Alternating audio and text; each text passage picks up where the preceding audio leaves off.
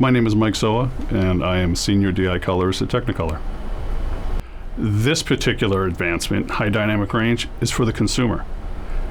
We're making an image now that is so much more pleasing to look at than people will ever imagine. Putting the two images, standard dynamic range versus high dynamic range, putting the two images side by side it's strange to believe that we ever accepted standard dynamic range, because the high dynamic range is a crisp, bright, it's the image that we always thought we were looking at. But when you see them side by side, you just want to take the film off of the standard dynamic range and expose what you think you've been seeing. It's tremendous for color and light and clarity. It's a whole new experience.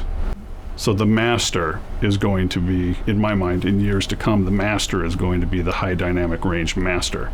And then everything else will be derived from that. So right now, we're making 5 or 6 different versions of every movie to fit content within these different displays.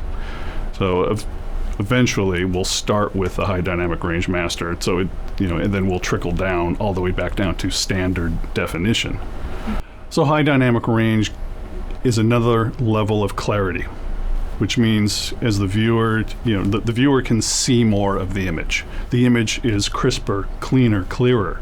So I think there is going to be another revolution within the hair and makeup because people are going to see themselves in this new world of brighter, clearer, and they may not be too pleased. So the same thing happened when we switched from standard definition to high definition images.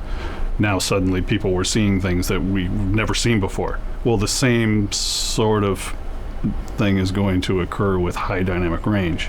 We're still making images look like what the filmmakers intended them to look like. They're only being displayed now at this different intensity, which gives them a clarity that we're used to seeing with the naked eye, which is better. But what that means is on set, things will have to be addressed that probably haven't been or haven't had a need to be addressed because of that clarity.